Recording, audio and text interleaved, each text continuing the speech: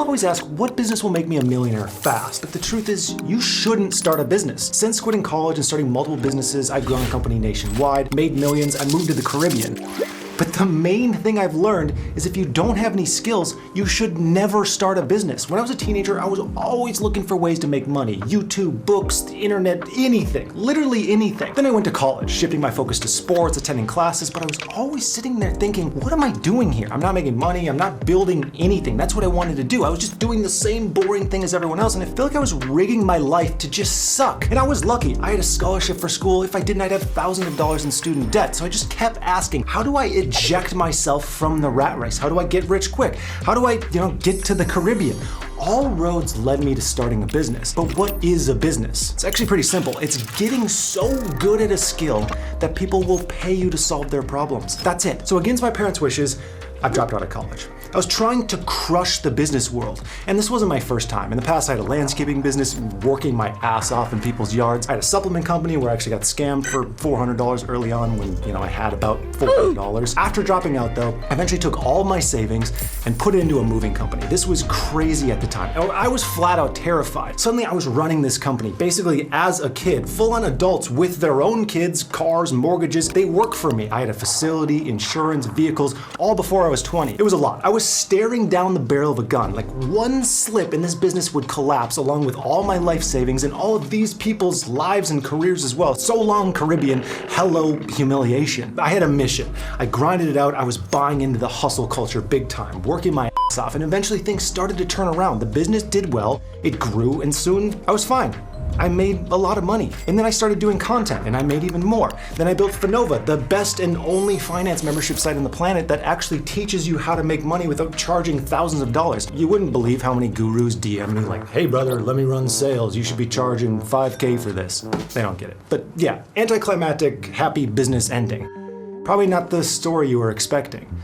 So after hearing that, you might just think, just buy a business with your savings and you'll end up rich. No. Because the truth is, my story and most business stories you hear, they just aren't as simple as they sound. They're actually the exception to the rule. The vast majority of business stories go way different because the reality of business is that they're really tough and most people fail, especially if they don't have any skill. Peter, according to this, you're not a genius. And there's another thing that just ruins people's chances that relates to the dark side of business that nobody seems to talk about. I'll get to that, but for now, the skill part. There was this guy that I knew from junior high. We'll call him Sam. And when I tell this story, try and see if you can guess the other dark force at play here. Sam, he was super ambitious, always reading about dudes like Buffett, Zuck, Steve Jobs. He had an interest in graphic design and always just had 1,000 business ideas. He would read blogs about business and making money, binge YouTube videos on success and motivation. You probably know the type. If he was at school now, he'd probably be watching this channel. He ended up starting this vegetarian diet website. I don't know, he was big into that niche, got a friend to build the website for him, started populating with content, just waiting, poised for it to pop off. This went on for like a year or so, and then he got a new idea. Start an indie game. So he begins doing graphic design for it, got some guys to come in and help develop, gets closer and closer to completion before he got a new idea. He was interning at this law firm for a little while and came across this way to wildly systemize their operations using an app that he would build. So he designs the graphics, the visuals, gets this big pitch together, and takes it to the partners at the law firm. He's pumped, talking them through how much money this will save, how this is gonna change how they do business forever. He thinks he nailed it, but the partners, they're just like looking at him. He's some kind of idiot that doesn't know what he's talking about. Because he doesn't. They shoot him down, of course, scatter his dreams, his app just falls by the wayside, he's crushed. He spent his whole life thinking of himself as this glorious entrepreneur, but has nothing to show for it. Is he really an entrepreneur? And if not, what is he? Side lesson here, it's actually better to not think of yourself as anything, no labels, just go with the flow. But back to Sam, what does he do? Well, he works a little bit more, gets some savings together, and drops it on a business guru seminar. You know the exact type. They hype you up, they teach you a couple things, and they get you out of there feeling like you're gonna conquer the world. But at this seminar, he meets a mentor. We'll call him Gandalf. You shall not pass! Gandalf gives him all kinds of advice, but most importantly, he gives him a reality check, a slap in the face that says, That's a major blow to the ego, so Sam leaves, but the message keeps swimming around in his head. Deep down, he knows he sucks. He hasn't done anything, but he ignores it, and he keeps pursuing his business ideas. A year later, more business, more failure, over-promising, under-delivering, more ideas turned into stagnant outcomes, and Gandalf's message is still just swimming in his head. Fly, you fools! And Sam, he knows it's true. So he sits and he thinks. He lets that message just marinate, sink in, like really sink in. And the next day he gets out his laptop and he starts focusing on developing his skill in graphic design. No more businesses, no more wild ideas of Zuck level success. He cleans up his life and he hones in his skill until he's undeniably great at it. And guess what? A couple years later, he has a super profitable graphic design business. Now, I'd like to tell you that most business stories end just like this, that they all end up turning around. But most of them don't.